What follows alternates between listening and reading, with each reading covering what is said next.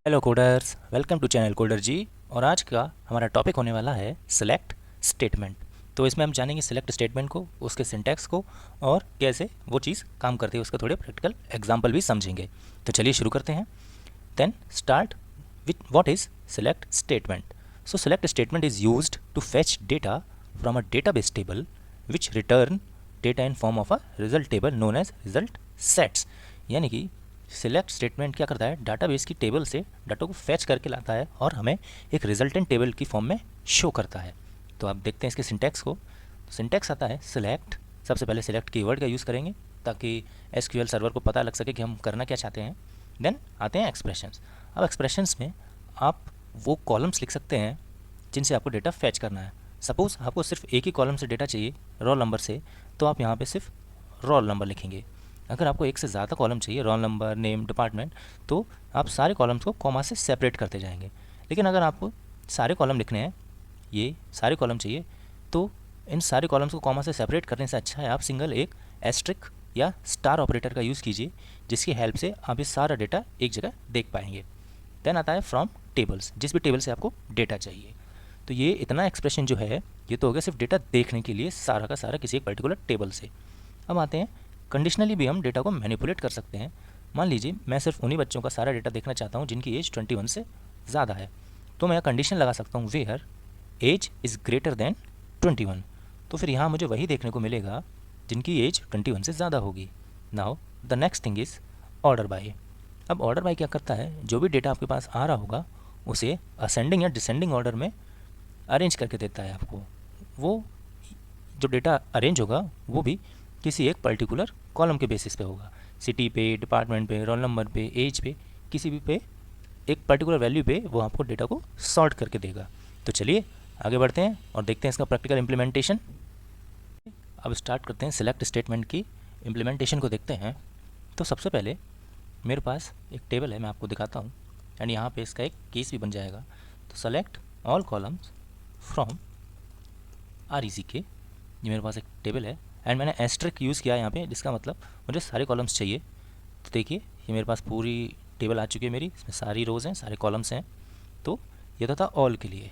अब मैं चाहता हूँ मुझे सिर्फ स्पेसिफिक कॉलम देखना है, यानी कि सेलेक्ट रोल मान लीजिए from RECK। Now hit execute. तो आपने देखा मेरे पास सिर्फ रोल नंबर आया। यहाँ पे मैं इसे कॉमा से सेपरेट कर दूँ नेम के साथ, तो मेरे पास रोल और नेम आ गए। अब ध्यान दीजिएगा जिस ऑर्डर में रोल और नेम लिखा हुआ है वो वही ऑर्डर फॉलो करेगा जो यहाँ है। यहाँ पहले रोल है उसके बाद नेम है, तो यहाँ भी पहले रोल नंबर है उसके बाद नेम है।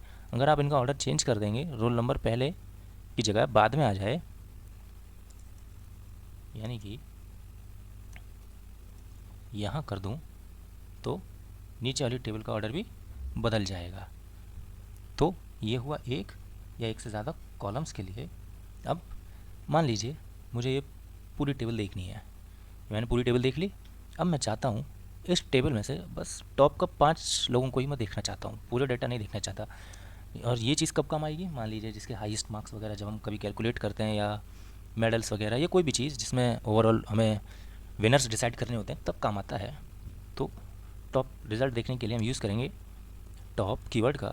कितने रिज़ल्ट देखने हैं वो स्पेसिफाई कीजिए। अब अगर आपको किसी पर्टिकुलर कॉलम से देखने हैं, यानी कि नेम से देखने हैं, तो उसे स्पेसिफाई कर दीजिए। अब आप देखेंगे आप टॉप 5 नेम देख सकते हैं। नेम के बाद आप एज भी देख सकते हैं, नेम और एज। और अगर आपको सब कुछ मिला के सारे रिकॉर्ड्स देखने हैं तो हमेशा की तरह एस्ट्रिक यूज़ कीजिए। तो टॉप 5 आ गए हैं आपके पास। तो ये था टॉप स्टेटमेंट। अब टॉप की जगह मान लीजिए आपको ये नहीं पता है कि वैल्यूज़ कितनी है, तो हम एक चीज़ का यूज़ कर सकते हैं, परसेंटेज का। मान लीजिए मुझे जितना भी डेटा है उसका सिर्फ टॉप 10% या टॉप 20% देखना है, तो हम यूज़ करेंगे सेलेक्ट टॉप। जितना भी आपको देखना है, मान लीजिए मुझे देखना है 30, तो 30% फ्रॉम RECK। तो ये एग्जीक्यूट होगा? नहीं, ये एग्जीक्यूट नहीं होगा क्योंकि मैंने यहाँ पे कॉलम का स्पेसिफाई नहीं किया है मुझे कौन कौन से कॉलम देखने हैं। हाँ, अब ये स्पेसिफाई हो गया, अब ये चलेगा। तो देखा आपने 10 रिकॉर्ड्स थे मेरे पास, 10 में से सिर्फ 3 रिकॉर्ड आए क्योंकि 30% यही हुआ है इसने का।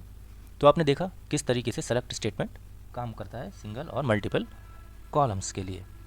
चलिए आगे बढ़ाते हैं अपने इस डिस्कशन को और अब सीखते हैं एक नई चीज़। तो नई चीज़ यहाँ पे क्या होने वाली है, जैसे कि सारे रिकॉर्ड्स हैं। अब मेरे पास सिटी कई सारी लिखी हुई है यहाँ पे, एज भी बहुत सारी हैं और सैलरीज भी बहुत सारी हैं।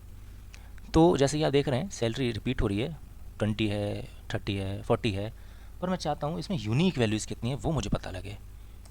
अब मान लीजिए 20 दो बार है, 40 भी है, 50 भी है, और कौन कौन सी वैल्यूज़ हो सकती हैं इस कॉलम में जो यूनिक हैं, तो वो मुझे पता करने के लिए सेलेक्ट डिस्टिंक्ट कीवर्ड का यूज़ करना पड़ेगा फ्रॉम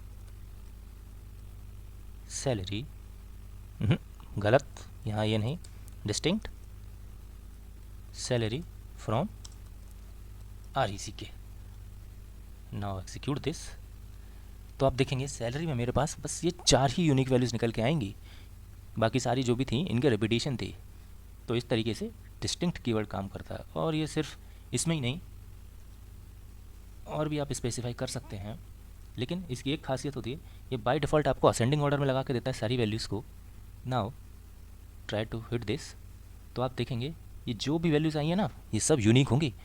जैसे किसी की सैलरी अगर 20,000 है और उसकी एज 20 है, तो वो पूरी टेबल में कोई दूसरी वैल्यूज़ नहीं हो सकती, कहीं भी नहीं दिखाई देगा ये रिकॉर्ड आपको। देखिए 20,000 सैलरी यहाँ भी है, लेकिन इसकी एज डिफरेंट है। उसी तरीके से 30,000 सैलरी 3 जगह है, लेकिन वैल्यूज़ सारी एज की डिफरेंट हैं। तो देखा आपने, ये थे हमारे रिजल्ट्स। अब इसी के साथ एक चीज़ और मान लीजिए मैं चाहता हूँ कि ये जो रिकॉर्ड मेरे पास आए हैं ये मैं एज के बेसिस पे सॉर्ट करूँ, ना कि सैलरी के बेसिस पे। तो ये मैं कैसे करूँगा, सिंपली सेलेक्ट, मुझे चाहिए salary comma age from RECK। इतने स्टेटमेंट से मुझे ये चीज़ें मिलेंगी, लेकिन अब मुझे इन्हें ऑर्डर में लगाना है, यानी कि ऑर्डर बाई। अब मैं चाहता हूँ असेंडिंग ऑर्डर में आ जाए, तो क्या आएगा ये? नहीं। इससे पहले मुझे लगाना पड़ेगा कि मैं किस कॉलम पे ये चीज़ लगाना चाहता हूँ, उसके हिसाब से सॉर्ट करो। तो मैं लगाऊंगा age then ascending. Now try to execute it. तो आप देखेंगे यहाँ पे एज सॉर्टेड है और सैलरी अनसॉर्टेड हो गई है। तो इस तरीके से आप यूज़ कर सकते हैं ऑर्डर बाई का। ASC का मतलब असेंडिंग ऑर्डर होता है, उसी तरीके से यहाँ DSC भी होता है, डिसेंडिंग ऑर्डर। क्या हो गया, ये DSC काम क्यों नहीं किया? DESC होता है शायद। ओके, तो DESC होता है, नॉट DSC। तो देखा आपने यहाँ पे अब ऑर्डर रिवर्स हो गया है। तो ये था सेलेक्ट स्टेटमेंट के बारे में।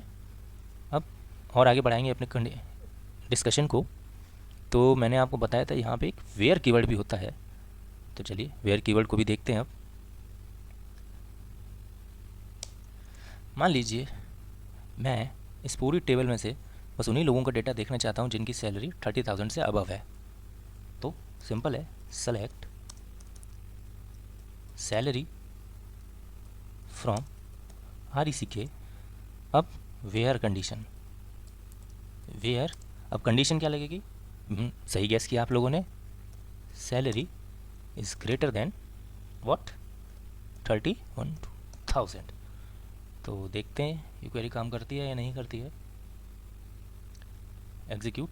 तो देखा आपने, मुझे सैलरी सिर्फ वही मिली जो 30 से ज़्यादा है, पर ये रिकॉर्ड देखने में कुछ मज़ा नहीं आ रहा, तो यहाँ पे स्टार लगा देते हैं। अब इसे एग्जीक्यूट करते हैं। तो यस, देखेंगे आप, मुझे सारे वो रिकॉर्ड्स मिल गए हैं जिनकी सैलरी 30,000 से ज़्यादा है। तो यहाँ पे मैंने आपको एक बताया कंडीशन लगाना, और ये जो सिंबल आप देख रहे हैं ये कहलाता है कंपैरिजन ऑपरेटर। कंपैरिजन ऑपरेटर कुछ इस तरीके के होते हैं, मैं आपको कुछ बता देता हूँ जो यूज़ होते हैं। Greater than, smaller than, greater than equals to, less than equals to, equals to, और ये लास्ट सिंबल आप देख रहे हैं ये होता है नॉट इक्वल्स टू। तो ग्रेटर देन मैंने आपको बता दिया है। इन सारे ऑपरेटर्स को आप खुद से ट्राई कीजिएगा, और हम बढ़ते हैं अब अपने अगले टॉपिक की तरफ। तो अब बात करते हैं अपने अगले टॉपिक लॉजिकल ऑपरेटर्स के बारे में। तो लॉजिकल ऑपरेटर्स यहाँ पे 7 प्रकार के होते हैं जो मैंने एक एक करके लिस्टेड किए हुए हैं। आइए जानते हैं इनके बारे में वन बाई वन करके। तो हमारा पहला ऑपरेटर है एंड ऑपरेटर। अब जो लोग थोड़ा भी प्रोग्रामिंग जानते होंगे या प्रोग्रामिंग बैकग्राउंड से आ रहे होंगे, या आप प्रोग्रामिंग बैकग्राउंड से नहीं आते, तब भी आपने 12th क्लास में ये लॉजिकल ऑपरेटर का नाम ज़रूर सुना होगा। तो अगर आपको याद नहीं है तो मैं फिर भी आपको बता देता हूँ। जो एंड ऑपरेटर होता है उसे हम ट्रीट करते हैं एज अ मल्टीप्लिकेशन। मान लीजिए जब दो ट्रू वैल्यूज़ हैं तभी इसमें से ट्रू निकल के आएगा। मान लीजिए मैं ट्रू को 1 से डिनोट करता हूँ और फॉल्स को 0 से डिनोट करता हूँ। तो मैंने अभी बताया एंड ऑपरेटर को हम एज अ मल्टीप्लिकेशन ट्रीट करते हैं। तो यानी कि जब तक दोनों ट्रू वैल्यू नहीं होंगी तब तक जो रिजल्टेंट है वो ट्रू नहीं आएगा। अगर तो ये तो मैंने आपको ऐसे ही थ्योरेटिकल बता दिया, मुँह ज़ुबानी बता दिया, लेकिन आपने ज़रूर कहीं ना कहीं एक बार ट्रुथ टेबल बना के ये चीज़ें करी होंगी। सेकंड है हमारा और ऑपरेटर। और ऑपरेटर क्या होता है? ये एडिशन की तरह होता है। यानी कि ट्रू वैल्यू को मैं 1 मानूँ और फॉल्स को 0, तो जब तक दोनों फॉल्स नहीं होंगे तब तक रिज़ल्ट फॉल्स नहीं आएगा। यानी कि अगर एक भी कंडीशन ट्रू है तो आपकी क्वेरी रन करेगी। थर्ड वन है बिटवीन ऑपरेटर। इसका यूज़ हम करते हैं एक रेंज डिफाइन करने के लिए। जब भी हमें एक रेंज के बीच में वैल्यूज़ चाहिए होंगी तब हम बिटवीन ऑपरेटर का यूज़ करेंगे। Fourth one is like operator. Like operator क्या करता है? इसका इस्तेमाल होता है जब भी हम कुछ ऐसी चीज़ ढूंढ रही होते हैं। मान लीजिए जैसे कि आपके फ़ोन की डिक्शनरी होती है, फ़ोन में कॉन्टैक्ट्स होते हैं, तो जब आप ए लिखते हैं तो वो सारे वो कॉन्टैक्ट शो करता है जो ए से शुरू हो रहे हों या जिनमें ए आता हो। उसी तरीके से लाइक ऑपरेटर का यूज़ होता है। अगला आता है एग्जिस्ट ऑपरेटर। एग्जिस्ट ऑपरेटर ये एक सब क्वेरी की तरह चलता है। तो यानी कि एक क्वेरी के अंदर जब हम दूसरी क्वेरी लिखते हैं तो ये यूज़ होता है। अब वो अगर क्वेरी जो सब क्वेरी है क्वेरी के अंदर लिखी हुई है वो अगर 0 रिटर्न कर देती है यानी कि फॉल्स रिटर्न करती है तो जो मेन क्वेरी वो नहीं चलती, और अगर अंदर वाली सब क्वेरी 1 यानी कि ट्रू रिटर्न करती है तब मेन क्वेरी एग्जीक्यूट होती है। Now fourth one is not exist operator. ये जस्ट एग्जिस्ट का अपोजिट है। ये ट्रू को फॉल्स में और फॉल्स को ट्रू में कन्वर्ट कर देता है। That's it. Now seventh one is null operator. तो ये ऑपरेटर चेक करता है कि कॉलम में कोई भी वैल्यू नल प्रेजेंट है या प्रेजेंट नहीं है। That's all. तो ये था इनका बेसिक ओवरव्यू। अब मैं एक एक करके इनको डिटेल में डिस्कस करूँगा टेबल के ऑपरेशंस के थ्रू, क्वेरीज़ के थ्रू। वहाँ पे आपको और क्लियरेंस मिलेगी। तो चलिए मूव ऑन करते हैं उस चीज़ पे हमारे लेक्चर में आके और देखते हैं हमारे पहले ऑपरेटर यानी कि एंड ऑपरेटर को। तो ये एक टेबल है, जैसा कि आप देखते हुए आ रहे हैं इस पूरे लेक्चर में हमारे पास एक टेबल है। अब मैं आपको इसी में एंड ऑपरेटर का एक अच्छा एग्जांपल देता हूँ जिसे आप याद रखेंगे हमेशा। यानी कि select all from RECK where, मान लीजिए सिटी को ले लेते हैं Aligarh, and keyword salary equals to 30,000 कर देते हैं। तो चलिए रन करके देखते हैं क्या मिलता है। तो यहाँ पे केवल एक ही रिकॉर्ड आया है अक्षय का, जो सिविल डिपार्टमेंट से हैं, सिटी अलीगढ़, एज 19 और उनकी सैलरी 30,000 है। तो जैसा कि मैंने आपको बताया था एंड ऑपरेटर में जब दोनों वैल्यूज़ ट्रू होती हैं तभी रिजल्ट ट्रू आता है। तो यहाँ पे जो फर्स्ट कंडीशन है सिटी, इसकी वैल्यू जब ट्रू आई, एंड सैलरी इसकी भी जब ट्रू आई, तो उसने रिकॉर्ड में सर्च किया होगा दोनों वैल्यूज़ को। पहले उसने फ़िल्टर किया होगा जिनकी सिटी अलीगढ़ है उसको, तो यहाँ पे कुछ रिकॉर्ड मिले होंगे उसे। देन फिर उसने सैलरी 30,000 को ढूंढा होगा। तो अगर ये दोनों क्राइटेरिया सेटिस्फाई हुए होंगे तभी उसने ये एक रिकॉर्ड मुझे निकाल के दिया है। तो अगर मैं यहाँ पे एक 40,000 कर देता हूँ, देन मुझे यहाँ पे कोई भी वैल्यू देखने को नहीं मिलेगी, एम्प्टी रिकॉर्ड, क्योंकि ये वाला क्राइटेरिया फॉल्स हो गया है, इसलिए ये नहीं चलेगा। बट मान लीजिए मैं ये सिटी वाला क्राइटेरिया उठा के बाद में रख देता हूँ एंड सैलरी वाला पहले रख देता हूँ। अब देखते हैं रिजल्ट में क्या देखने को मिलता है। आई होप आप लोगों ने आंसर पहले ही गेस कर लिया होगा। एंड यस, रिजल्ट में हमें फॉल्स ही देखने को मिलेगा, क्योंकि अभी भी बात तो वही है, एक वैल्यू फॉल्स है और दूसरी ट्रू है। But now this will return a single record. Yes. तो एक और चीज़ जो मैं आपको एंड ऑपरेटर के बारे में बता दूं कि जैसे मान लीजिए यहाँ पे कई सारी कंडीशंस लगी हुई हैं, जो मैंने यहाँ पे 2 लगाई हैं, आप और भी लगा सकते हैं। यहाँ पे कई सारी कंडीशंस लगी हुई हैं। तो अगर उनमें से पहली कंडीशन ही फॉल्स हो गई तो ये आगे चेक ही नहीं करेगा बाकी कंडीशंस को। यानी कि अगर पहली कंडीशन सेटिस्फाई हो रही है तब ये दूसरी कंडीशन को चेक करेगा। अगर वो सेटिस्फाई हो गई तब ये नेक्स्ट कंडीशन पे जाएगा। अगर बीच में से एक भी फॉल्स मिलता है तो ये आगे की कंडीशन चेक नहीं करेगा और ये वहीं से टर्मिनेट हो जाएगा। तो ये था हमारा एंड ऑपरेटर। अब बढ़ते हैं अगले ऑपरेटर और की तरफ। तो चलिए अब आगे देखते हैं हमारे और ऑपरेटर को। तो चलिए इसी क्वेरी से समझते हैं। तो मैंने यहाँ एंड को रिप्लेस कर दिया है और से। तो और क्या करता है, कंडीशंस यहाँ भी हमारे पास दो ही हैं, सैलरी ये, सिटी ये। तो और ऑपरेटर अगर ये वैल्यू ट्रू है या ये वैल्यू ट्रू है या इन दोनों में से कोई भी एक वैल्यू ट्रू है या दोनों ही ट्रू हैं, तो हमें वैल्यूज़ ला के रिजल्ट टेबल में शो करेगा। चलिए देखते हैं कैसे होता है ये। एग्जीक्यूट। तो आपने देखा हमारे पास 4 रिकॉर्ड आए, मीनू, सौम्या, अभिषेक और अक्षय। तो अब आप सिटी देखेंगे, सिटी 2 की मैच हो रही है अक्षय और मीनू की, तो ये हमारे पास रिकॉर्ड में है। लेकिन इनकी सैलरी, मीनू की सैलरी यहाँ पर 20,000 है, जो कि सैलरी से मैच नहीं हो रही है, लेकिन क्योंकि सिटी मैच होगी इसलिए वो हमारी रिजल्ट टेबल में है। और सौम्या, अभिषेक को आप देखेंगे तो इनकी सिटी मैच नहीं होती अलीगढ़ से, लेकिन इनकी सैलरी हमारी वैल्यू से मैच होती है, तो ये भी रिकॉर्ड में है।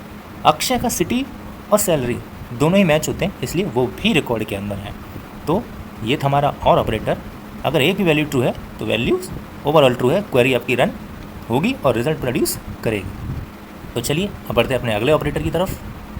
तो बढ़ते हैं अब हमारे अगले ऑपरेटर बिटवीन की तरफ और जानते हैं बिटवीन क्या होता है। तो बिटवीन का यूज़ होता है किसी भी एक रेंज के बीच में आपको वैल्यूज़ देने के लिए। मिनिमम और मैक्सिमम 2 चीज़ आप डिफाइन करिए, उसके बीच में आपको सारी वैल्यूज़ मिल जाएंगी। तो चलिए अब इसके क्वेरी के थ्रू इसे समझने का कोशिश करते हैं। Select all from RECK where age between, values ले रहा हूँ मैं 20 एंड 30, सेलेक्ट, एग्जीक्यूट। तो आप देखेंगे मेरे पास 20 और 30 के एज के बीच की सारी वैल्यूज़ आ चुकी हैं।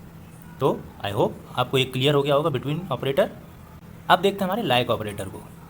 तो लाइक ऑपरेटर का जो सबसे ज़्यादा प्रैक्टिकल एग्जांपल मैं आपको दे सकता हूँ वो दे सकता हूँ कि जो आप अपने फ़ोन में कॉन्टैक्ट सर्च करते हैं, कोई भी फ़ोन हो जो कॉन्टैक्ट तो होते ही हैं, तो जब आप उसमें बटन दबाते होंगे कोई भी, मान लीजिए आपने ए दबाया, तो ए प्रेस करते ही आपको वो सारे कॉन्टैक्ट दिख जाते होंगे जो इससे स्टार्ट हो रहे होंगे, ए पे एंड हो रहे होंगे या उनमें कहीं ए इंक्लूडेड होगा। तो इस तरीके से इस चीज़ का हम यूज़ करते हैं। तो ये 5 टाइप्स हैं यहाँ पे, जिसमें मैं पहला डिस्कस करता हूँ परसेंटेज ऑपरेटर। अब परसेंटेज ऑपरेटर कैसे काम करता है ये सुनिएगा। मान लीजिए मैंने लिखा A%, तो ये चीज़ मुझे वो सारी वैल्यूज़ ला के देगी जो ए से स्टार्ट हो रही हैं और उनके पीछे कुछ भी हो, कुछ भी मतलब नल भी इंक्लूडेड है इसमें, ए से स्टार्ट होनी चाहिए एंड किसी पे भी हूँ, फर्स्ट कैरेक्टर ऑलवेज ए। अब मैं अगर इसे पीछे ए लगा दूँ, इसका मतलब एंडिंग कैरेक्टर ए और आगे कुछ भी वैल्यूज़ हो सकती है, नेवर माइंड। नाउ अगर मैं दोनों तरफ परसेंटेज लगा दूँ, इसका मतलब आगे भी कुछ भी हो या पीछे कुछ भी हो, उससे कोई मतलब नहीं, बस उसमें ए इंक्लूडेड होना चाहिए। अब बात करते हैं हमारे अगले की, जो है अंडरस्कोर ऑपरेटर। अंडरस्कोर ऑपरेटर किस तरीके से काम करता है वो भी मैं समझाता हूँ आपको। मान लीजिए मैंने 1 लगाया, इसका मतलब जो भी आपके पास सिंगल कैरेक्टर है, मान लीजिए सारे लोग नाम कॉन्टैक्ट सेव नहीं करते हैं पूरे फुल, वो कुछ वैल्यूज़ लेते हैं, तो मैं जितने अंडरस्कोर लगाऊंगा उतने ही कैरेक्टर का वो नेम मुझे ला के देगा। अगर मैंने 1 कैरेक्टर लगाया तो 1, और जैसे टी से लगाया, मैंने टी से स्टार्ट कर लिया मान लीजिए, उसके बाद मैंने 1 अंडरस्कोर लगाया, 2 अंडरस्कोर लगाया, यानी कि टोटल 3 कैरेक्टर हो गए, पहला टी और दूसरा अंडरस्कोर। तो ये मुझे 3 कैरेक्टर का नाम देगा, लाइक टॉम, टोन, ऐसे। ये मुझे टॉमी या थॉमसन ला के नहीं देगा, इस तरीके से लास्ट में आई लगने से ये मुझे आदि ला के दे सकता है, लेकिन एंडी, मैंडी, सैंडी नहीं दे सकता। अगली बात कर लेते हैं हम लिस्ट ऑफ कैरेक्टर ऑपरेटर की। इसके पीछे हमें कुछ वैल्यूज़ देनी होती हैं जिसके हेल्प से वो हमें इन्हीं से स्टार्ट होने वाले या इन्हीं में इंक्लूडेड नेम्स ला के देगा। इस तरीके से इसे डिफ़ाइन करते हैं। अगला है रेंज। इसमें आपको एक रेंज डिफ़ाइन करनी होती है बेसिकली, जिसके बीच में आपको वैल्यूज़ चाहिए होती हैं, जैसे कि मैंने इस A to F डिफ़ाइन कर दिया है। And the last one is not operator. इसका यूज़ करने से हमें वो वैल्यूज़ देखने को नहीं मिलेंगी जो भी हम इसके अंदर डिफ़ाइन करेंगे। मान लीजिए मैं ABC नहीं चाहता किसी भी नेम में इंक्लूडेड हो, तो मैं इस तरीके से इसे डिफ़ाइन कर दूंगा। तो ये भी आपने समझ लिया। चलिए अब देखते हैं इसका प्रैक्टिकल इंप्लीमेंटेशन। तो चलिए अब प्रैक्टिकल इंप्लीमेंटेशन समझ लेते हैं लाइक ऑपरेटर का। तो ये टेबल का आउटपुट आप पहले से ही जानते होंगे, प्रेडिक्ट कर लिया होगा, ये सारे रोज़ और कॉलम्स हमें मिल गए। तो अब एक क्वेरी से समझते हैं। Now select all from RECK where name like single quotes, सारे एस नाम वाले चाहता हूँ मैं जो एस से स्टार्ट हो। Now hit execute. तो आप देखेंगे जिनका भी नाम एस से स्टार्ट होता है वो यहाँ मुझे देखने को मिल गए, शुभम, सौम्या, संदीप। नाउ इस परसेंटेज को मैं आगे शिफ्ट कर देता हूँ, एंड इसको आई कर देते हैं। सो अब आप देखेंगे इन सभी नाम में एक आई इंक्लूडेड है। उस आई के आगे कुछ भी हो सकता है, पीछे कुछ भी हो सकता है। जैसे ऋषभ, अभिषेक और आदित्य में आगे पीछे 2 वैल्यूज़ हैं, लेकिन इंदु में आगे नल है और पीछे 3 कैरेक्टर्स और हैं। तो ये था दोनों तरफ परसेंटेज को लगाने का तरीका। आई होप आपको ये समझ में आया होगा। अब बात कर लेते हैं हमारे अंडरस्कोर ऑपरेटर की। तो ये अंडरस्कोर मैंने लगाया और ऑब्वियस सी बात है 2 अंडरस्कोर पर कोई भी वैल्यूज़ यहाँ नहीं है, कोई भी नेम नहीं है, इसलिए मुझे कुछ नहीं मिला। देन मैंने अंडरस्कोर कुछ बढ़ा दिए हैं और 4 अंडरस्कोर पे मुझे एक नाम देखने को मिलता है, इंदु। क्योंकि मैंने 4 अंडरस्कोर लगाया इसलिए मुझे 4 कैरेक्टर का नाम मिला। अब मैं आगे एक आई लगा देता हूँ। चलिए एन लगा के देखते हैं।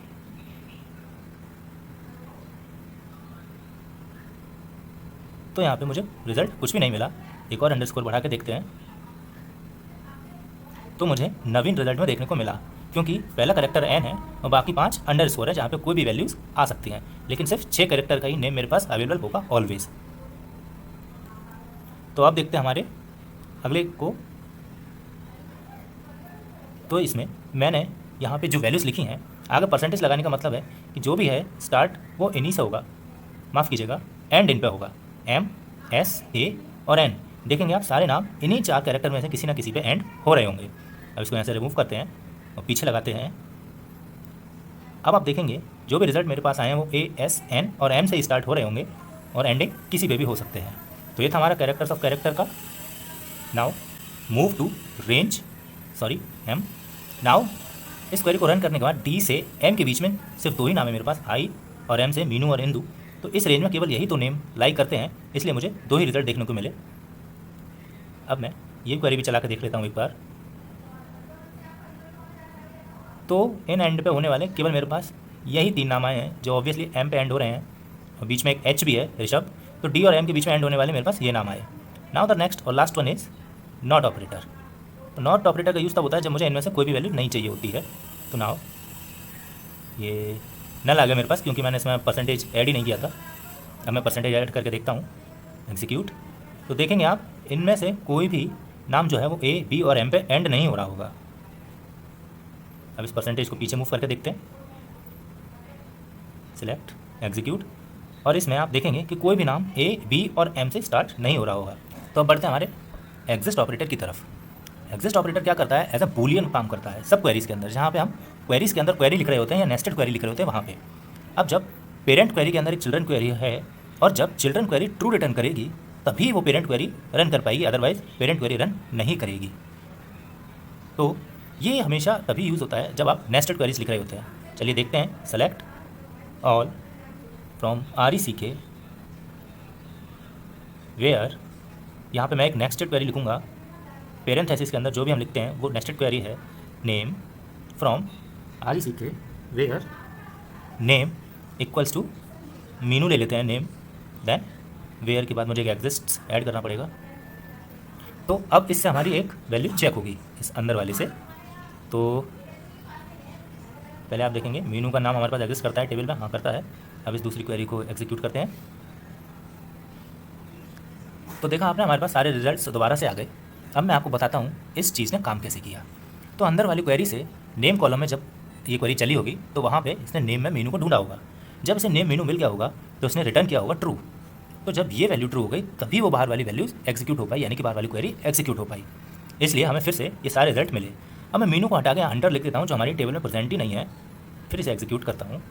तो आप देखेंगे यहाँ कुछ भी नहीं आया, नल आया, क्योंकि अंदर वाली क्वेरी में फॉल्स आ गया, यानी कि 0 रिटर्न हुआ, नल रिटर्न हुआ। इसकी वजह से क्वेरी नहीं चली। इसको चलिए एक और एग्जांपल से समझ के देखते हैं। इफ एल्स से समझाता हूँ मैं आपको। If exists select name from RECK where name equals to Indu ले लेते हैं। चलिए इस बार इंदू। अब simply print statement else print no. तो बेसिक सा ही मैंने इफ एल्स स्टेटमेंट लिखा है यहाँ पे। इसको रन करके देखते हैं तो आप देखेंगे यस, क्योंकि हमारी टेबल में इंदू प्रेजेंट थी इसलिए हमें यस देखने को मिला है। अब इसी को एग्जिस्ट को मैं नॉट एग्जिस्ट बना के आपको दिखाता हूँ। तो देखिएगा यहाँ पे ये हो गया नॉट एग्जिस्ट और जस्ट ये चीज़ों को रिवर्स कर देगा। ये 0 को 1 और 1 को 0 करता है। अब इस क्वेरी को चलाने के बाद आप देखेंगे मुझे रिजल्ट में नो देखने को मिला। तो आई होप आपको ये एग्जिस्ट और नॉट एग्जिस्ट भी समझ में आ गया होगा। अब देखते हैं अपने अगले को, ऑपरेटर को, जो है null. Select name from RECK where salary is null. तो जिसकी सैलरी नल है वो नाम मुझे ला के दे दो। तो मैंने यहाँ पे सेलेक्ट किया और मुझे कुछ भी देखने को नहीं मिला, क्योंकि किसी की भी सैलरी खाली नहीं थी, ब्लैंक नहीं थी, नल नहीं थी। तो अगर मैं यहाँ पे नॉट नल कर देता हूँ तो ये सिमिलरली अपोजिट कर देगा उसका, और देखेंगे मुझे यहाँ पे सारे नेम देखने को मिल गए। तो ये था नल और नॉट नल। तो this is all for today, till than happy coding.